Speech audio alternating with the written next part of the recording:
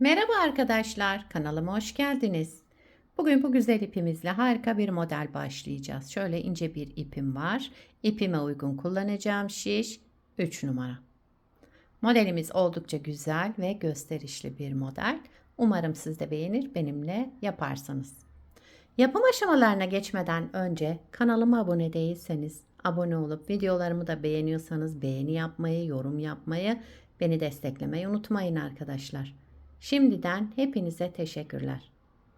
Dilerseniz yapım aşamalarına geçelim. Ben şöyle 2-3 sıra haroşa lastiğimi hazırladım. Bunun üzerine modeli kuracağım. Bu model için ilmek sayısı 7 ve 7'nin katları artı 4 ilmek olması gerekiyor. Ben şöyle 2 model üzerinden anlatacağım. Şişimde 18 ilmeğim var. Modelin birinci sıra ön yüzündeyim. Kenar ilmeğimi örmeden aldım. Kenar ilmeğimden sonra 2 ilmek ters ördüm. 5 ilmek düz,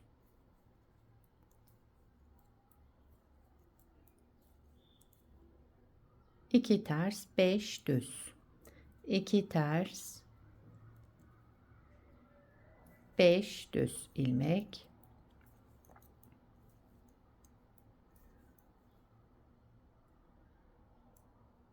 şöyle 2 ters ilmekle sıramı tamamladım. Kenar ilmeğimi de düz olarak ördüm. İkinci sıra arka yüzündeyim. Kenar ilmeğimi örmeden aldım. İlmeklerimizi olduğu gibi, yani düzlerimizi düz, terslerimizi ters örüyoruz. Arka yüzünde yapacağımız işlem bu. 2 düz, 5 ters. 2 düz, 5 ters.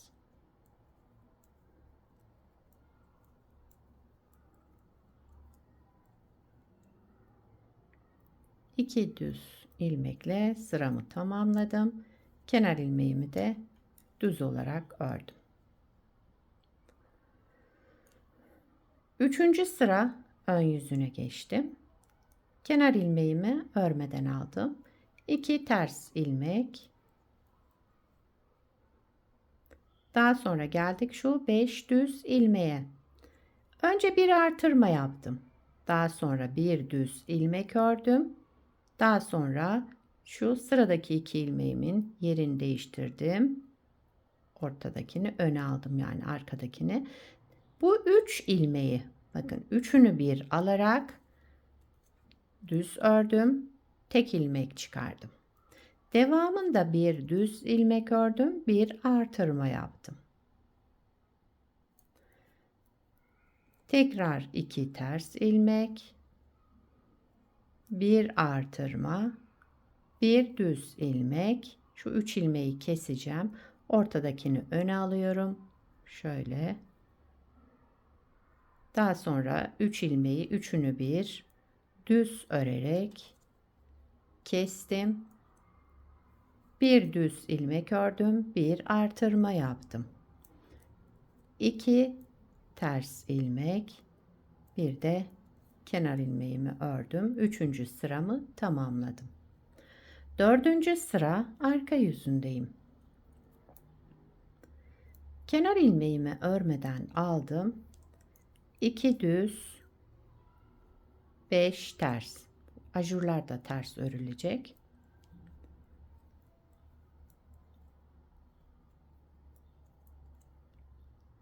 İki düz, 5 ters örerek devam ediyorum. Dördüncü sıra arka yüzünü bu şekilde tamamladık.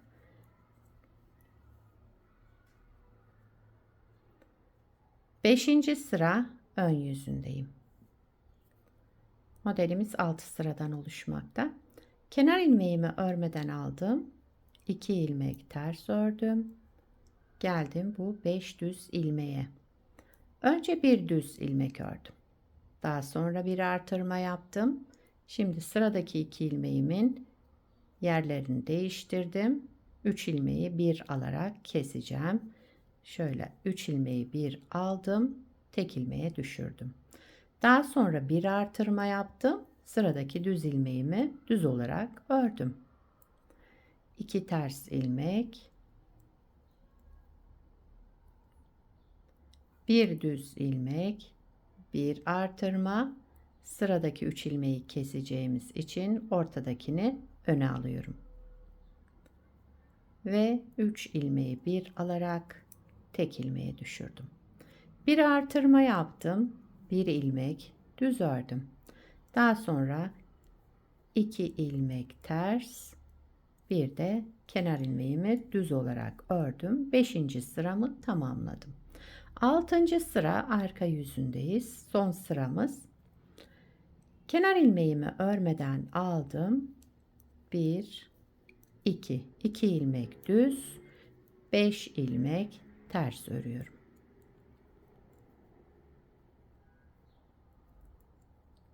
2 düz, 5 ters.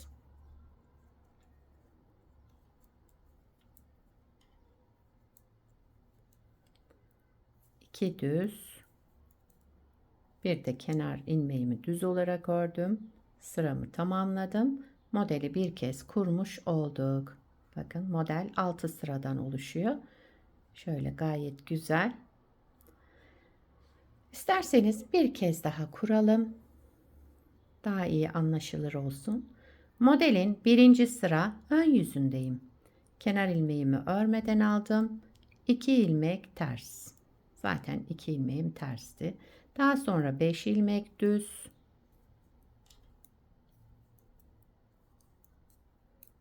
5 ilmek düz. 2 ilmek ters. 5 ilmek düz.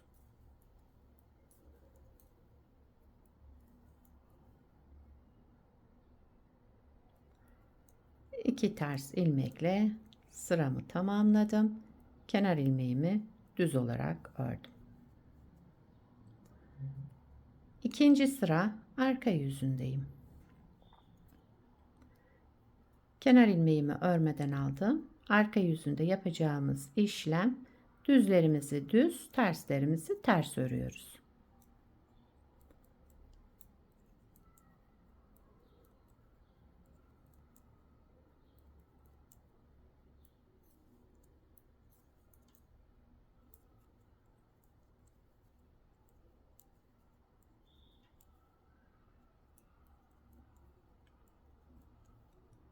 Evet, son 2 ilmeğimi düz, kenar ilmeğimi de düz olarak ördüm.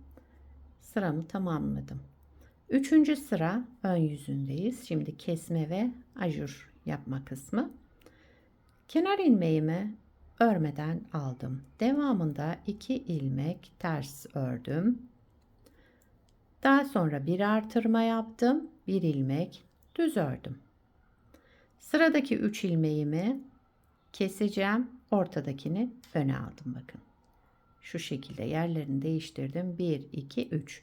3 ilmeğimi şöyle üçünü bir alarak düz ördüm ve tek ilmeğe düşürdüm. Devamında bir düz ilmek ördüm. Bir artırma yaptım. Tekrar 1, 2 ilmek ters ördüm. Bir artırma, bir düz ilmek. Sıradaki 3 ilmeği keseceğim için ortadakini öne aldım. Şu şekilde 1, 2, 3. Bakın 3 ilmeğin üçünü bir alarak düz ördüm ve tek ilmeğe düşürdüm. Bir ilmek düz ördüm, bir ilmek artırma yaptım. Daha sonra 2 ilmek tersle sıramı tamamladım.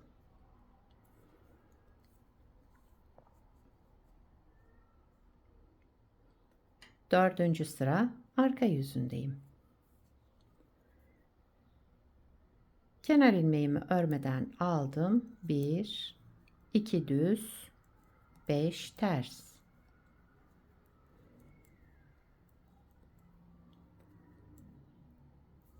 2 düz, 5 ters örerek devam ediyorum.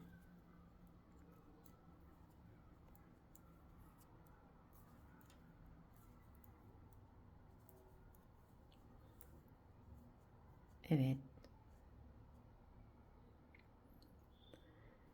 5. sıra ön yüzüne geçtik. Kenar ilmeğimi örmeden aldım. Sıradaki 2 ilmeğimi düz ördüm. Pardon, ters ördüm. Kenar ilmeğinden sonra 2 ilmek ters. Daha sonra bir düz ilmek, bir artırma. Sıradaki 3 ilmeği keseceğim. Ortadakini öne alıyorum. Şu şekilde üçünü bir aldım. Düz örerek kestim. Bir artırma yaptım. Bir düz ilmek ördüm. 2 ters. Bir düz ilmek. Bir artırma. Sıradaki 3 ilmeği kesmek için şu ortadakini öne alıyorum. Şu şekilde bakın. 3 ilmeği üçünü bir alarak düz ördüm ve kestim. Daha sonra bir artırma yaptım. Bir düz ilmek ördüm. 2 ters. Kenar ilmeğimi düz ördüm. 5. sıramı tamamladım. 6. sıra arka yüzünde yine ilmeklerimizi gördüğümüz gibi 2 düz 5 ters örerek devam ediyoruz.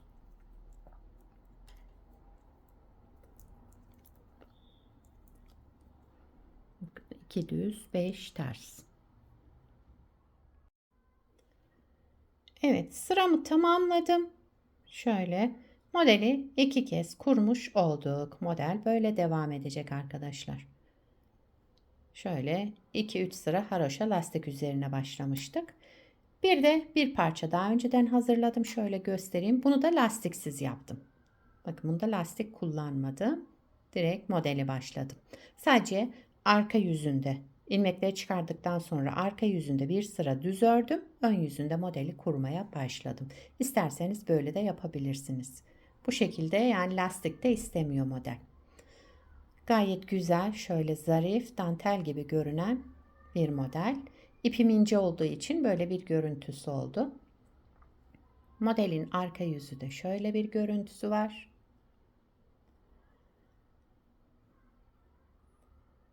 Bununla harika yelek yapabilirsiniz, hırka yapabilirsiniz. Yani istediğiniz örgüde kullanabilirsiniz. Yetişkin örgülerinde, çocuk örgülerinde hepsinde kullanılabilecek güzel ve kolay bir model. Şöyle kabarık kabarık görünen. Sizler de nelerde kullanacaksınız arkadaşlar bu modeli? Onları yorumlarda belirtirseniz sevinirim. Yapacak olanlara kolay gelsin. Bir sonraki videoda görüşmek üzere. Hoşça kalın.